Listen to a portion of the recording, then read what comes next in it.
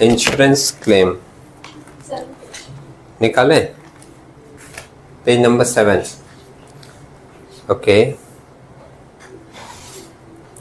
Question number 2 से हम लोग स्टार्ट करेंगे। मीनिंग तो समझ आ गया सबको, है ना? ये पिक्चर मीनिंग समझ आ गया ना सबको? पिक्चर नोट कर लिए सारा? ओके, क्वेश्चन नंबर 2 से हम लोग स्टार्ट करेंगे। एक बार सम्स पढ़ के पूरा समझ लेते हैं कि क्या क्या इंफॉर्मेशन दिया है, उसके बाद कर रहे हैं। ठीक है, पढ़ेगा कोई? पढ़ो Priyanka. The godown of Purvi Limited caught fire on 31st March 130. As a result, stocks or goods in the godown of the company were gutted. Goods worth rupees 41,360 could, however, be saved from the accident. The following particulars are supplied to you. Okay, यहाँ तक का information में simple line है। 31 मार्च को fire broke out हुआ है, goods gated, खराब हो गया सारा, और लिखा है goods worth rupees 41,360 could however be saved, है ना? जो अभी यहाँ पर बोल रहे थे ना, कौन से जगह पर? साल्वेज वैल्यू दिख रहा है कि कहीं भी आपको ये दे कि कितने का माल बचा पाए, वो आपका साल्वेज वैल्यू है। तो 41,360 को अंडरलाइन कर लेना, साल्वेज वैल्यू के समय बता देना, लिख देंगे। उसके बाद क्या क्या इंफॉर्मेशन दिया है? Stock on 1st January 2013, 60,000. Purchase to the date of fire 2,60,000. Carriage paid on purchased 1,600. Sale to the date of fire 1,80,000. Okay, यहाँ तक की इंफॉर्मेशन इजी है। एक कैरियज दिया हुआ है, डायरेक्ट एक्सपेंस होता है, और हमने लिखा है कि डायरेक्ट एक्सपेंस को हम लोग कहाँ दिखा देंगे? डेबिट साइड में। ठीक है, उसके बाद Commission paid to the purchase manager at 2% on purchase. हाँ, परचेस के ऊपर जितने भी खर्च होते हैं ना, वो सब डायरेक्ट एक्सपेंस होते हैं। ये परचेस के ऊपर ही कमीशन दे रहा है, वो भी हम लोग ट्रेडिंग अकाउंट के डेबिट साइड में शो करेंगे। फिर The company had a fire policy. नहीं, Average gross profit on sale 33.1/3%. The company had a fire policy of rupees 1,60,000 covering its stock of goods in the godown. The policy is subject to average clause. Okay, average gross profit rate दिया हुआ है 33 and 1/3%, समझे? इसको हम लोग 33.333% करके लेते हैं, या आप इसको सिंपली ये भी सोच सकते हो, 33 एंड 1/3% का मतलब होता है कि जिस फिगर के ऊपर ये बोला गया है उसका आपको थर्ड पार्ट ले लेना है। तो जिसके ऊपर इसको अप्लाई किया जाएगा ना, तुम डायरेक्टली अगर उसका 1/3 भी ले लोगे तो सेम फिगर आएगा। मैंने जरूरी नहीं कि हम 33.333% लेकर ही करें। जितना सेल्स दिया है उसका 1/3 डायरेक्ट लेंगे तो भी हमको वही परसेंटेज मिलेगा, वही वैल्यू, समझे? उसके बाद लिखा था the company had a fire policy of rupees 1,60,000। ये पॉलिसी वैल्यू दिया हुआ है, जिसकी जरूरत आपको कहाँ पड़ेगी? लास्ट में दिख रहा है। और लिखा है covering its stock of goods in godown, the policy subject to average clause. Average clause का मीनिंग अभी क्या बताया गया आपको? कि एवरेज क्लॉज वाला सिस्टम इंश्योरेंस कंपनी अप्लाई करती है in case of under insurance. और अंडर इंश्योरेंस कैसे समझ में आता है? हम लोग को निकालना पड़ेगा कि गोडाउन में उस दिन कितने का स्टॉक था जिस दिन फायर ब्रोकआउट हुआ। वो स्टॉक और पॉलिसी वैल्यू दोनों को कंपेयर करेंगे। पॉलिसी वैल्यू कितना दिया? 1,60,000। अब अगर मान लो तुम्हारे गोडाउन में स्टॉक निकल गया 1,80,000 का, तो फिर तो इंश्योरेंस वाला बोलेगा ना कि आप स्टॉक रखते हो 1,80,000 का और पॉलिसी कराए हो 1,60,000 का, कम का कराए हो। इसी को हम लोग बोलते हैं अंडर इंश्योरेंस। और अंडर इंश्योरेंस के केस में जो सिस्टम इंश्योरेंस कंपनी अप्लाई करती है for the purpose of determination of amount of claim, उस सिस्टम को हम लोग नाम देते हैं एवरेज क्लॉज। ठीक है, तो इंफॉर्मेशन सिंपल है, क्लियर है। नीचे लिखा क्या? You are ascertain total loss of stock, कितने का लॉस हुआ है, और दूसरा आपको निकालना है the amount of insurance claim to be made, कितने का इंश्योरेंस क्लेम हमको मिलेगा। तो एक बार मैं आपको पूरा दिखा देता हूँ पिक्चर बना के, उसके बाद फिर आप लोग कीजिएगा, ज़्यादा सही रहेगा। बात समझे? जो फॉर्मेट है उस फॉर्मेट में से हम कुछ चीज़ों को मिटा देते हैं सम्स करने के लिए। प्रोसेसिंग ऐसे ही फॉलो होगी हमारी, देख लीजिएगा। सम्स में वेजेस दिया था क्या? नहीं सर, वेजेस नहीं है, नहीं। परचेज है। अच्छा हाँ, क्योंकि फॉर्मेट में से हम सारी चीजों को क्यों मिटाएं, जो है वो रहने देते हैं, है ना। और अगर आपको किसी चैप्टर का बेसिक क्लियर हो गया है तो आप ये जान के रखो कि सम्स जब स्टार्ट होगा तो सबसे पहले तो वो बेसिक सिस्टम से ही स्टार्ट होगा। ठीक, कंपनी का नाम कुछ अलग दिया हुआ और डेट भी अलग है, इसलिए हम नाम और डेट क्या किए, मिटा दिए। अब एक बार शुरू से देखिएगा। क्वेश्चन नंबर हमारा कितना है, 2 नंबर, है ना। किसके बिजनेस के बारे में दिया, इन द बुक्स ऑफ पूर्वी limited, in the books of पूर्वी लिमिटेड।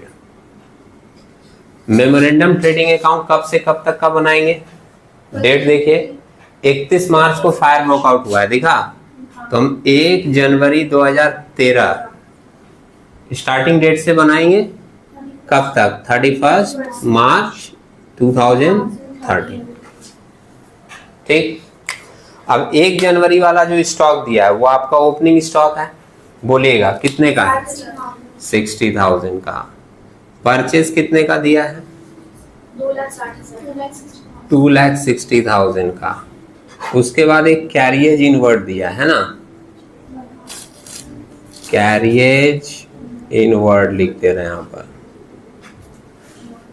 1600 का था क्या, 1600 का, 1600। सेल्स एक दिया हुआ है 1,80,000, दिख रहा है आपको, बेसिक पता है। अब प्रोसेसिंग बहुत स्मूथली होगी।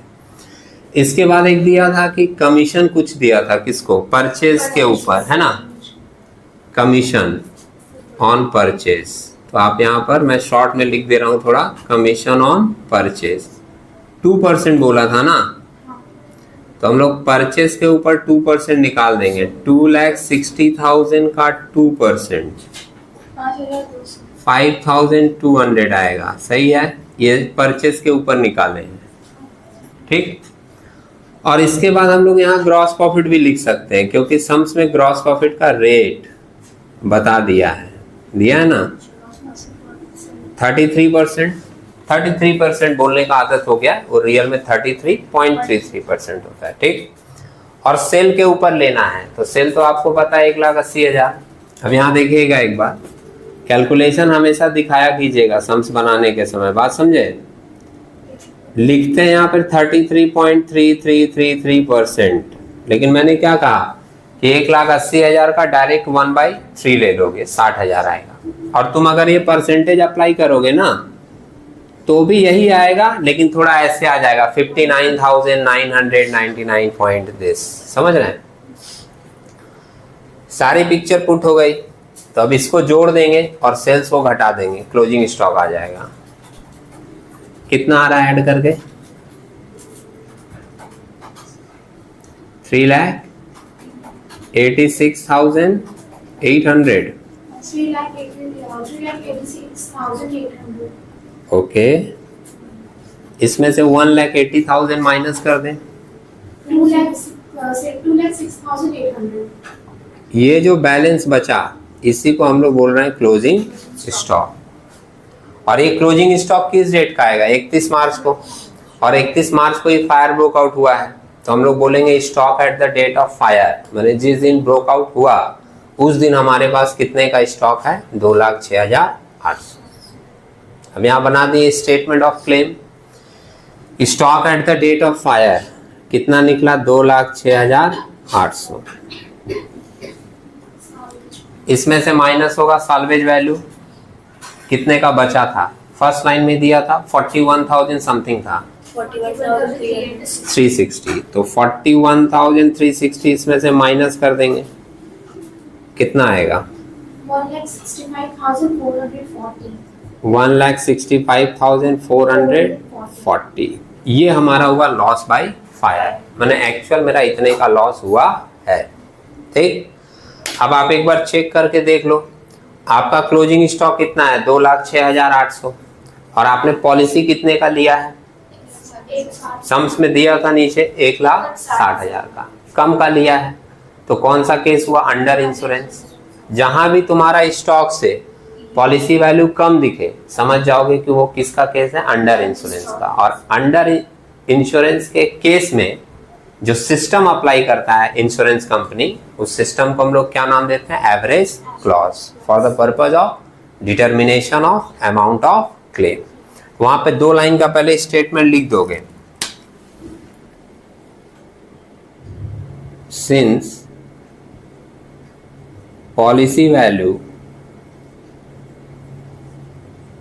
is rupees 1,60,000, यही है ना,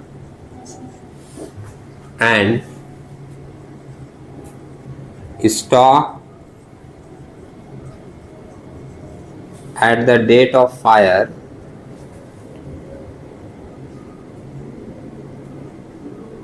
is rupees, stock at the date of fire दिख रहा है ना दोनों, 2,06,800, hence there is under insurance, there is under insurance,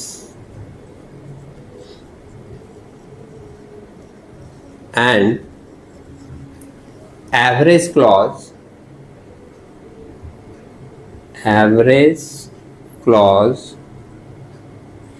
be applied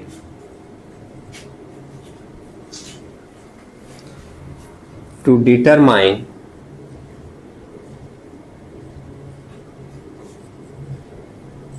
the amount of claim.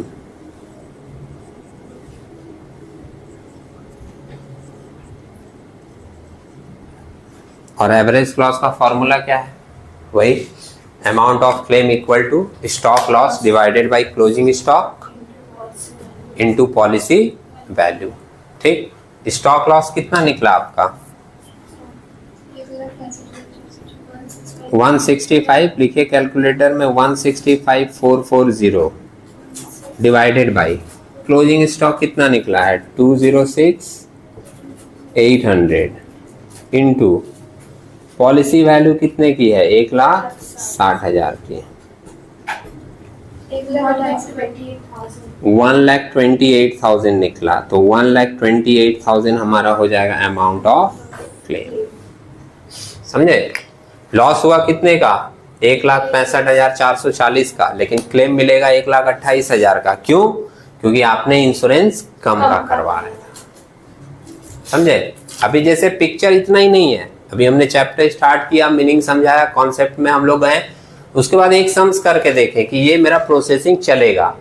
अब आगे क्या होगा समझिए, वो परचेस के साथ एडजस्टमेंट देगा, कुछ सेल्स के साथ एडजस्टमेंट देगा। कभी क्या होगा, ये रेट ऑफ जीपी जो इसमें दे दिया था कि 33% प्रॉफिट लेना, वो नहीं दिया रहेगा। तो वो सारी चीजें कैसे निकलेंगी वो हम लोग एक एक सम्स में आगे बढ़ते हुए सीखेंगे। बात समझे, अभी आप लोग इसको नोट कर लीजिए, फिर हम लोग एक एक स्टेप में बढ़ेंगे। ठीक है।